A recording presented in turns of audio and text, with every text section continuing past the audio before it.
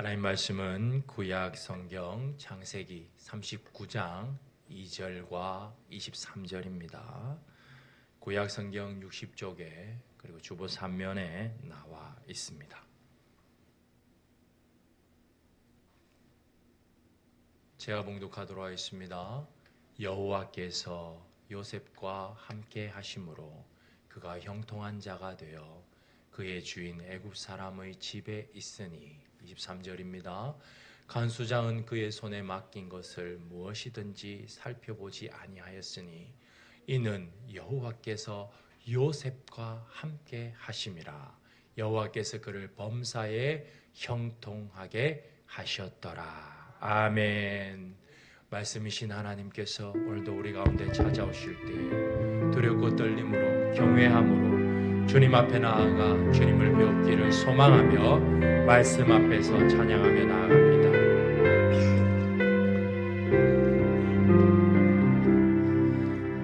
말씀 앞에서 경외함으로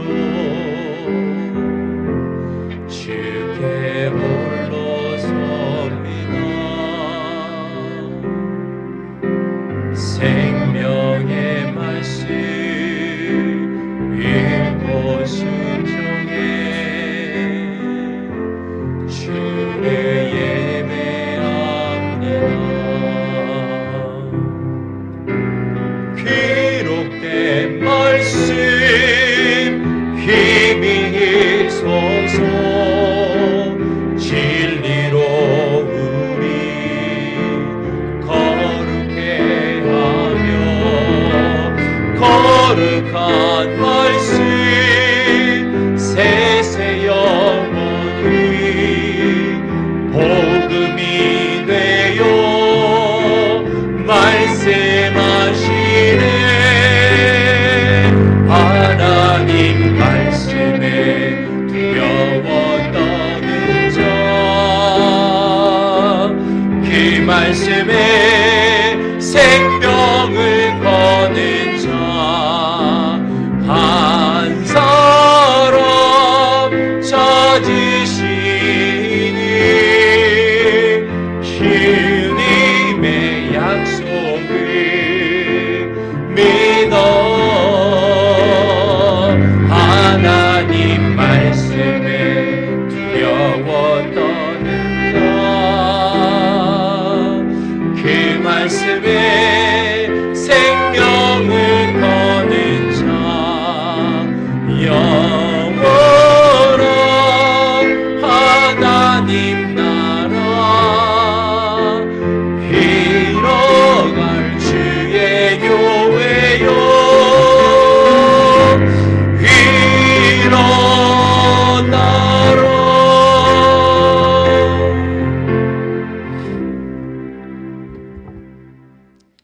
아멘. 노래는 그 가사와 곡조가 정확하게 일치하면 마음을 울립니다. 그러나 어떤 노래는 아주 슬픈 내용인데 곡을 굉장히 빠르게 불러서 그 가사의 의미를 정확하게 전달하지 못하는 경우가 있습니다. 우리가 잘 부르는 복음송에도 이런 노래가 있습니다. 혹시 어떤 노래인지 아십니까? 무화과 나무 잎이 마르고입니다. 무화과 나무 잎이 마르고 이 고백은 나라의 망함을 하박국이 노래한 내용이지요. 따라서 이 곡은 아주 서정적인 곡입니다. 곡조를 붙였다면 눈물을 흘리면서 부르는 곡이지요. 하지만 우리는 어떻게 부릅니까? 아주 신나게 부릅니다. 나라가 망했는데 우리는 신나게 부릅니다. 하박국이 말했던 그 의도와는 전혀 다른 의도이지요. 그런 단어도 있습니다. 잘 되는 것이라 여기는 형통입니다. 성경에서 말하는 이 형통이 잘 되는 것, 과연 그 뜻일까요? 이 시간 형통의 이름 임마누엘이라는 제목으로 창세기 39장 말씀을 함께 나누고자 합니다. 요셉은 창세기 37장 36절과 창세기 39장 1절을 통해 바로의 신하 친위대장 보디발의 집으로 팔렸음을 알 수 있습니다. 그의 신분은 노예입니다. 그의 주인 보디발은 요셉이 하는 것마다 여호와 하나님께서 요셉을 통해 자신을 형통하게 하시는 것을 알았습니다. 여기서 말하는 형통이라는 단어는 우리 모두가 잘 알고 있는 번영입니다. 잘 되는 것입니다. 성공입니다. 부입니다. 그러니 당연히 자신의 집에 부를 가져다 준 요셉을 보디발은 좋아합니다. 그래야 요셉을 가정총무로 삼고 모든 것을 맡깁니다. 가정총무는 집안 전체를 책임지는 사람으로 노예인 요셉에게 과분한 직책입니다. 노예의 신분에서 가정총무가 되었으니 일종의 신분 상승이 일어났습니다. 바로 그때에 요셉에게 유혹이 찾아옵니다. 보디발의 아내는 용모가 아름다운 요셉을 유혹하기 시작합니다. 처음 유혹이 찾아올 때 요셉은 단호하게 거절합니다. 창세기 39장 9절입니다. 그런즉 내가 어찌 이 큰 악을 행하여 하나님께 죄를 지으리이까. 요셉은 그 일이 하나님 앞에서 행하는 악이고 이 악으로 자신이 하나님께 죄를 범한다고 여기며 강단 있게 그 유혹을 뿌리칩니다. 그러나 여인은 집요하게 날마다 요셉을 유혹합니다. 그래야 요셉은 이제 여주인과 함께 있지도 않습니다. 여기서 우리는 배웁니다. 죄를 멀리하는 것은 죄를 범하는 자리에 있지도 않는 것임을요. 시편 1편 1편이 이렇게 말합니다. 1편 1절입니다. 복 있는 사람은 악인들의 꾀를 따르지 아니하며 죄인들의 길에 서지 아니하며 오만한 자들의 자리에 앉지 아니하고. 죄를 이기는 첫 걸음은 그 자리에, 죄를 범하는 그 자리에 있지도 않은 것임을 요셉은 보여주고 있습니다. 그러나 문제의 사건이 터집니다. 그날은 모든 사람이 일을 하러 나간 날이었습니다. 그날의 여주인이 옷을 잡고 요셉을 유혹하지만 요셉은 넘어오지 않습니다. 요셉은 그 유혹을 강하게 뿌리치고 나오다 그만 옷을 버려두고 나오게 됩니다. 이것을 빌미 삼아 여주인은 자신의 신분을 이용하여 요셉을 오히려 자신에게 나쁜 짓을 하려고 한 사람으로 만들어 옥에 갇히게 합니다. 요셉은 화려한 채색 옷을 입고 종을 거느리며 살던 야곱의 아들에서 한 집안의 노예가 되었습니다. 그럼에도 주인의 눈에 들어서 이제 살림살이가 좀 나아지려 하는데 주인의 아내로 인해 억울하게 감옥에 갇힙니다. 이런 상황에서 창세기 39장이 무엇이라 말하는지 잘 보아야 합니다. 먼저 노예로 보디발의 집으로 팔려간 후 말씀은 이렇게 말합니다. 창세기 39장 2절 여호와께서 요셉과 함께 하심으로 그가 형통한 자가 되어 그의 주인 애굽 사람에 있으니. 이것이 무슨 소리입니까? 지금 애굽 사람 보디발의 집에서 보디발을 대신하여 친위대장이 된 것이 아닙니다. 그 집의 노예가 되었지요. 그런데 노예가 된 요셉을 가리켜 성경은 형통한 자가 되었다라고 말합니다. 형통한 자를 영어 성경은 성공한 자라고 번역해 버립니다. 요셉이 성공한 자라고 말합니다. 질문입니다. 노예가 성공한 자입니까? 이상합니다. 또 이상한 것이 있습니다. 보디발의 아내로 인해 억울하게 감옥에 갇히게 됩니다. 노예로서 가정의 총무의 자리까지 이르렀으나 다시 그 주인의 아내로 인해 더 추락하여 이제는 죄수의 자리에 이르게 됩니다. 감옥에 갇히게 됩니다. 그런데 어김없이 성경은 이렇게 말합니다. 창세기 39장 23절 여호와께서 그를 범사에 형통하게 하셨더라. 노예가 되는 것은 형통한 자이고 형통한 자가 되는 것이고 감옥에 들어가서 좀 눈에 잘 들어 모범수가 되는 것을 성경은 형통이라 말합니다. 이 어찌 형통이란 말입니까? 물론 그 중에서 좀 잘 된 것이라 할 수 있을 것입니다. 그나마 좀 나은 것이지요. 하지만 궁극적으로 우리가 잘 아는 문자적 의미의 형통, 성공, 잘됨, 번영이라는 단어가 노예가 되는 것이고 감옥에서 모범수가 되는 일입니까? 아닙니다. 그런데 성경은 이 일을 형통이다라고 말합니다. 이 단어를 통하여 하나님의 메시지가 있음을 짐작할 수 있습니다. 그렇다면 어찌하여 이런 악조건이 형통이다라고 성경은 말하고 있습니까? 그 질문에 대한 대답은 우리가 형통이라는 단어에 집중하여 놓친 구절에 있습니다. 우리는 보통 창세기 39장에서는 형통에만 집중한 나머지 중요한 것을 놓치곤 합니다. 형통과 항상 함께 나오는 구절이 있습니다. 창세기 39장 2절입니다.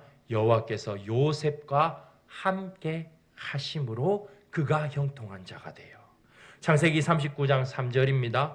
여호와께서 그와 함께 하심을 보며 범사에 형통하게 하심을 보았더라. 창세기 39장 21절입니다. 여호와께서 요셉과 함께 하시고 23절입니다. 이는 여호와께서 요셉과 함께 하심이라. 여호와께서 그를 범사에 형통하게 하셨더라. 형통과 함께 나오는 구절은 무엇입니까? 여호와 하나님께서 요셉과 함께 하셨다. 이것이 중요합니다. 이것이 무엇을 말하고 있습니까?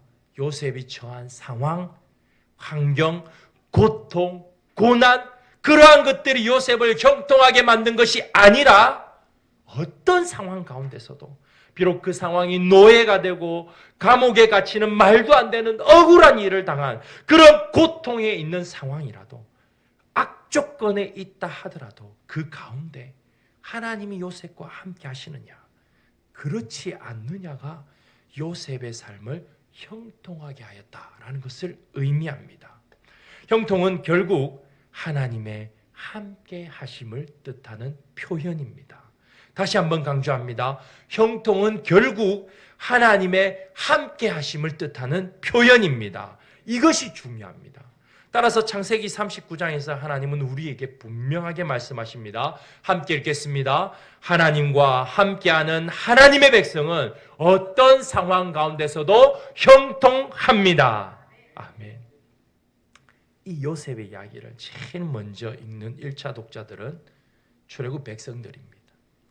그들이 애굽에 있었던 이유, 왜 그들이 애굽에 태어나서 애굽에서 그렇게 고통을 당했던가, 그 이유를 요셉 이야기는 분명하게 알려줍니다. 요셉이 애굽 사람에게로 어떻게 들어가게 되었는지를 그들은 바로 이 성경을 통해서 보게 되기 때문입니다. 창세기 39장 1절입니다. 요셉이 이끌려 애굽에 내려가매 애굽 사람 보디발이 그를 그리로 데려간 이스마엘 사람의 손에서 요셉을 산이라. 출애굽 백성들이 약 400년 동안 그 애굽이라는 땅에서 학대를 당한 것은 창세기 39장 요셉이 애굽으로 들어가는 것으로부터 시작되었음을 그들은 깨닫습니다. 그리고 이 일은 그들의 조상들인 야곱의 아들들이 벌인 행위였음도 깨닫게 되지요. 이 모든 것을 그들은 알게 됩니다. 그리고 요셉이 노예 생활을 하며 억울한 일을 당하며 감옥에 갇힌 것처럼 그들도 애굽의 사람들에게 학대를 당하였음을 떠올립니다. 출애굽기 5장 9절입니다.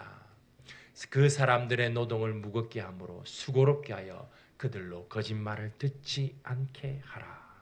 그들은 무려 400년이라는 긴 세월 동안 학대를 당했으니 얼마나 하나님께 부르짖었겠습니까?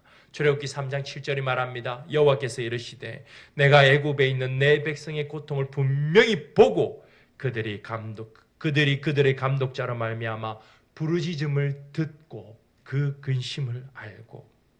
하지만 백성들의 입장에서 이 400년이라는 세월, 정확하게 430년이지만 이 세월은 결코 짧은 세월이 아니었습니다. 그들의 모든 희망을 앗아가기에 충분할 만큼 긴 세월이었습니다. 그들에게 하나님께서 함께 하실 것이라는 기대도 사라진 것을 알 수 있습니다. 이것이 모세의 이야기에서 나옵니다. 출애굽기 3장 13절. 너희의 조상의 하나님이 나를 너희에게 보내셨다 하면 그들이 내게 묻기를 그의 이름이 무엇이냐 하리니. 분명 모세는 말하기를 너희의 조상의 하나님이 보냈다라고 말한다고 했는데, 그렇게 말하면 그들이 오히려 그의 이름을 질문할 것을 예상합니다. 이름을 질문한다는 것은 그분이 누구신지 모른다는 것을 의미합니다. 이것은 이스라엘 백성의 영적 상태를 드러내는 표현입니다. 이 말은 고통 가운데, 그 학대 가운데 오랜 세월 동안 조상의 하나님을 잊은 채 살아가고 있었음을 알 수 있습니다. 그런데 출애굽을 하고 보니 그렇게 박해를 받고 있던 그 순간에도 그들과 함께 계셨던 분이 누구이심을 말합니까? 바로 하나님이십니다. 하나님께서 함께 계셨음을 깨닫게 됩니다. 그 박해 가운데 그들이 하나님을 잊어버린 바로 그때에도 하나님은 그들과 함께 하셨음을 그들은 깨닫게 됩니다. 어떤 사건을 통해서요? 바로 이 요셉의 사건을 통해서. 그들은 분명하게 이 일을 봅니다. 요셉이 지금 처한 상황은 하나님이 없는 것처럼 보이기 때문입니다. 노예가 되고 억울함을 당하여 감옥에 있는 상황에서 어느 누가 지금 여기에 하나님이 계신다고 생각하겠습니까? 하지만 성경은 정확하게 말합니다.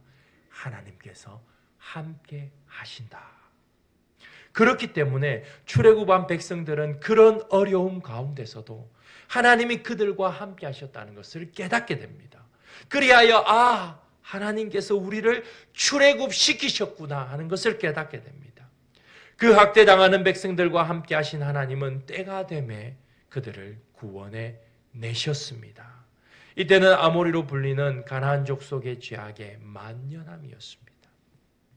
창세기 15장 16절 네 자손은 사대 만에 이 땅으로 돌아오니 이는 아모리 족속의 죄악이 아직 가득 차지 아니함이니라 하시더라. 그 때를 기다리며 하나님은 백성들의 고난과 고통 가운데 함께 하셨습니다. 하나님께서 그것을 참는 것이 쉬우셨을까요? 아닙니다. 하지만 하나님께서 하나님의 뜻을 위하여 하나님의 백성들과 고난 가운데 함께 하셨습니다. 그렇게 하는 일은 결코 쉬운 일이 아닙니다. 이것은 그들이 바벨론에 의해 나라가 완전히 망할 때보다 분명하게 드러납니다. 왜냐하면 하나님께서 예레미야를 통해 70년이 지나면 돌아올 것이라는 약속을 주셨기 때문입니다. 예레미야 29장 10절입니다. 여호와께서 이와 같이 말씀하시니라. 바벨론에서 70년이 차면 내가 너희를 돌보고 나의 선한 말을 너희에게 성취하여 너희를 이곳으로 돌아오게 하리라. 바벨론에 잡혀가는 이스라엘 백성들에게 하나님은 말씀을 주셨지만 이스라엘 백성들은 하나님께서 그들을 버리셨다고 여겼을 것입니다. 왜냐하면 포로로 끌려가고 있는 상황이기 때문입니다. 고통 가운데 있기 때문입니다. 그러나 하나님은 하나님의 생각을 이어서 예레미야에게 드러내십니다. 29장 11절 여호와의 말씀이니라 너희를 향한 나의 생각은 내가 아나니 평안이요 재앙이 아니니라 너희에게 미래와 희망을 주는 것이니라. 바벨론으로 끌려가는 하나님의 백성들에게 주신 말씀입니다. 하물며 출애굽할 때이겠습니까? 그들이 범죄하여 나라가 망하였으나 애굽의 학대 가운데 함께 하신 하나님은 나라가 망한 그들과도 함께 하셨습니다. 그들은 하나님이 그들을 버리셨다고 생각했으나 돌아온 자들의 고백을 통해서 분명하게 드러납니다. 느헤미야 9장 31절 주의 크신 긍휼로 그들을 아주 멸하지 아니하시며 버리지도 아니하셨사오니 주는 은혜로우시고 불쌍히 여기시는 하나님이시니이다. 하나님은 백성들의 고통 가운데에서도 함께 하셨고 70년의 때가 되어 그들은 바벨론 포로에서 돌아와 성전을 짓고 나라를 회복하시게 하셨습니다. 그리고 바로 그때에도 함께 하셨습니다. 그럼에도 느헤미야서는 죄를 범하는 백성들로 마무리합니다. 이 말은 진정한 구원의 때가 남아있음을 의미합니다. 그때가 언제입니까? 초림입니다. 때가 참에 아버지께서 여인으로부터 아들을 태어나게 하신 바로 그 초림입니다. 요셉이 애굽에 내려가는 것이 예수님의 이 땅에 오심을 보여주는 모형이기 때문입니다. 요셉이 화려한 채색 옷을 입고 야곱의 아들의 지위에서 노예로 전락합니다. 억울하게 감옥으로 들어갑니다. 이것은 하나님이신 예수님께서 사람의 몸을 입고 이 땅으로 철저하게 낮아지셔서 수치와 멸시를 받으시며 십자가에 죽으실 것을 예표하기 때문입니다. 빌립보서 2장 6절부터 8절입니다. 그는 근본 하나님의 본체시나 종의 형체를 가지사 사람의 모양으로 나타나사 그 십자가에 죽으심이라. 그런데 여기서 아주 흥미로운 점이 드러납니다. 초림의 주님의 이름을 무엇이라 부릅니까? 바로 임마누엘입니다. 마태복음 1장 23절입니다. 보라, 처녀가 잉태하여 아들을 낳을 것이요 그의 이름을 임마누엘이라 하리라 하셨으니, 이를 번역한즉 하나님이 우리와 함께 계시다 함이라. 하나님께서 함께 하신다는 이 임마누엘이 지금 어디에 나타나고 있습니까? 바로 창세기 39장 요셉의 이야기에 나타나고 있습니다. 따라서 창세기 39장 2절은 이렇게 되지요. 임마누엘로 형통한 자가 되어, 39장 3절은 이렇게 됩니다. 임마누엘 하니 그의 범사에 형통하게 하심을 보았더라. 임마누엘이 무엇을 가리키고 있습니까? 형통입니다. 형통은 곧 하나님이 우리와 함께 하시는 것입니다. 임마누엘은 구원자이신 예수님의 이름입니다. 왜냐하면 마태복음 1장 21절 아들을 낳으리니 이름을 예수라 하라. 이는 그가 자기 백성을 그들의 죄에서 구원할 자이심이라 하니라. 결국 마태복음 1장 23절의 임마누엘과 마태복음 1장 21절의 구원자이신 예수님, 이 이름은 구원자이신 예수님을 가리킵니다. 따라서 정리하면 예수님은 임마누엘입니다. 구원자는 우리와 함께 하십니다. 언제까지요? 마태복음 28장 20절 내가 세상 끝날까지 너희와 항상 함께 있으리라 하시니라. 우리의 구원자는 세상 끝날까지 우리와 함께 하십니다. 누구로 함께 하십니까? 성령으로 우리와 함께 하십니다. 왜냐하면 성령은 구원자이신 그리스도의 영이시기 때문입니다. 로마서 8장 9절입니다. 우리 함께 읽겠습니다. 만일 너희 속에 하나님의 영이 거하시면 너희가 육신에 있지 아니하고 영에 있나니 누구든지 그리스도의 영이 없으면 그리스도의 사람이 아니니라. 아멘. 몸을 지니신 그리스도 주님은 이 땅의 사역을 마치시고 다시 오시겠다는 이 재림의 약속을 남기시고 아버지 우편에 앉으셨습니다. 그리스도의 영이신 성령을 우리 가운데 보내시어 세상 끝날까지 함께 하시겠다 약속하셨습니다. 그러므로 성령을 날마다 구하는 것은 성도가 이 땅에서 마땅히 살아가는 삶의 양식입니다. 성령은 능력이 아닙니다. 성령 하나님은 인격체이십니다. 우리와 함께 하시는 주님이십니다. 오직 성령의 충만함을 받아야 우리와 함께 하시는 임마누엘 주님을 깨닫게 됩니다. 그런데 말입니다. 하나님은 지금도 우리와 함께 하신다고 말씀하시는데 왜 우리의 삶은 하나님이 없는 것 같습니까? 요즘의 드라마들은요, 악당도 교회 다니는 사람으로 나오고요, 목사도 온갖 악을 저지르는 인물로 나오는 영상도 있습니다. 이유가 무엇입니까? 성적으로, 금전적으로 이런 안타까운 죄를 세상 가운데 드러냈기 때문이지요. 이때 제일 먼저 세상이 하는 말이 무엇인지 아시지요?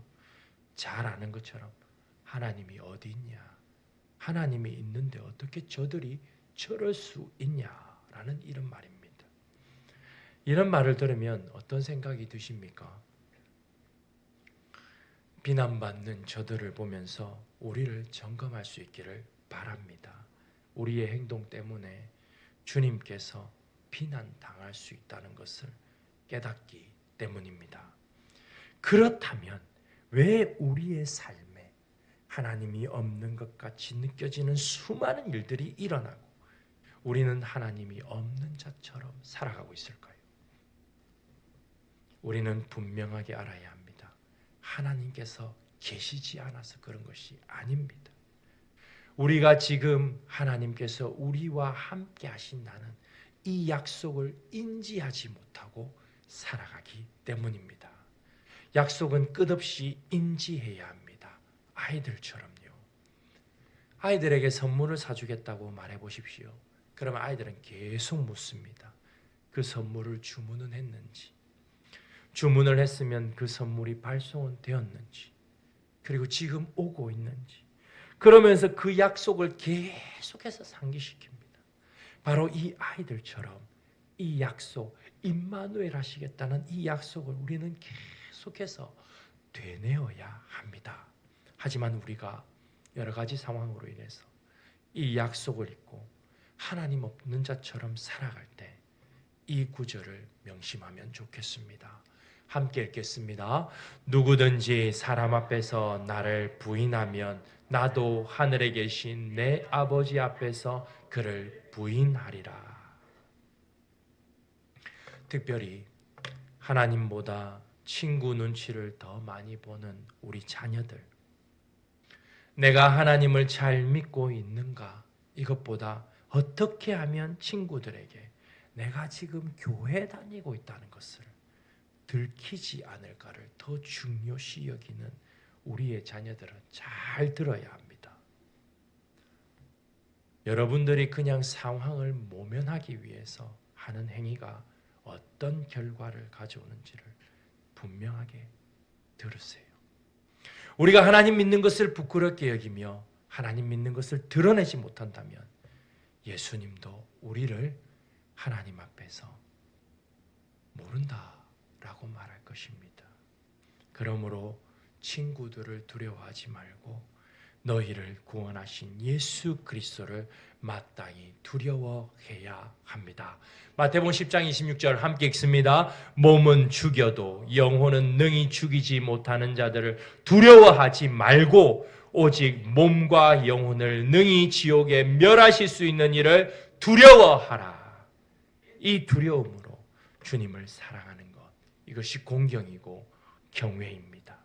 이 경외는 결국 하나님께서 우리와 함께 하신다는 이 약속, 임마누엘의 약속을 붙잡고 사는 삶에서 비롯됩니다.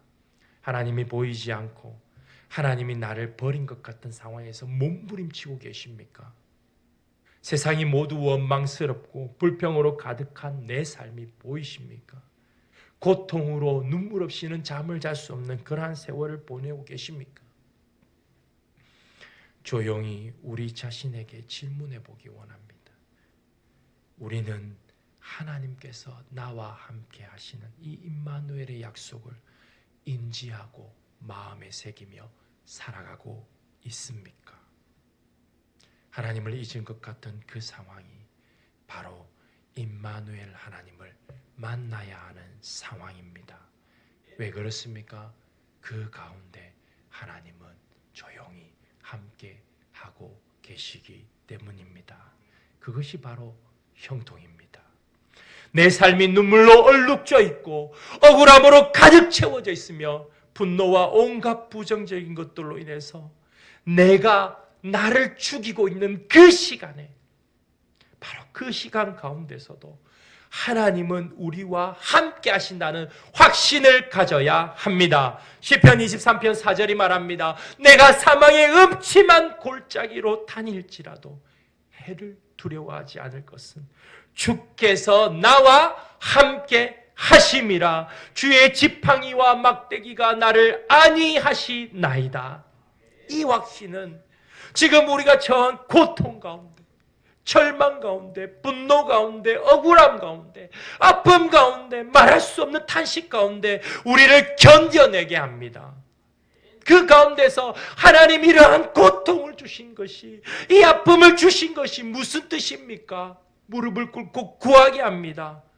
이것이 바로 형통입니다. 고통이 없는 것이 형통이 아닙니다. 고통이 있어도, 아픔이 있어도, 슬픔이 있어도, 절망이 있어도, 내 앞에 낭떠러지가 있어도 하나님께서 우리와 함께 하시니 넉넉히 이것을 이기리라. 이것이 형통입니다. 로마서 8장 37절 함께 있습니다. 그러나 이 모든 일에 우리를 사랑하시는 이로 말미암아 우리가 넉넉히 이기느니라. 따라서 임마누엘은 형통의 이름입니다. 말할 수 없는 탄식으로 하루하루를 보내시는 분들이 혹 우리 가운데 있다면 임마누엘이 위로가 되기를 바랍니다. 임마누엘로 일어설 수 있기를 바랍니다. 임마누엘로 일어서게 하시는 하나님을 경험하시기를 바랍니다. 그리하여 우리는 임마누엘 하나님을 드러내며 살아갈 수 있습니다. 어떻게 해요? 요셉이 분명하게 보여주었습니다. 창세기 39장 9절입니다. 함께 읽겠습니다. 당신은 그의 아내임이라. 그런즉 내가 어찌 이 큰 악을 행하여 하나님께 죄를 지으리까. 하나님께서 우리와 함께 하시는 이 형통의 삶을 산다는 것은요, 바로 하나님 앞에서 살아가는 삶입니다. 잠언 5장 21절입니다. 대저 사람의 길은 여호와의 눈앞에 있나니 그가 사람의 모든 길을 평탄하게 하시느니라. 여호와 하나님의 눈앞에서 살아가는 인생은 악을 행하여 하나님 앞에서 죄를 범하는 것을 두려워합니다. 왜 그렇습니까? 하나님이 함께 계신다는 것을 인지하고 살아가기 때문이시죠. 그러므로 내 인생의 임마누엘 지표는 내가 하나님 앞에서 죄를 범하고도 두려움이 있느냐 없느냐, 바로 그것이지요. 사람의 눈을 숨겼다고 하나님의 눈도 숨겨지는 것이 아니기 때문입니다. 그러므로 우리가 죄를 범했다면 그 자리에서 바로 회개하면 됩니다. 우리 믿음의 선배들은 이 정신을 가리켜 코람데오라 불렀습니다. 번역하면 하나님 앞에서입니다. 이 믿음의 선배들의 발자취를 따라 하나님을 공경하며 피 흘리기까지 죄와 싸우며 어떤 상황 가운데서도, 어떤 고통 가운데서도, 아픔 가운데서도 임마누엘 하나님의 약속을 인지하고 확신함으로 형통을 누리는 삶을 살기를 바라며 이 말씀을 전해 드립니다. 아멘.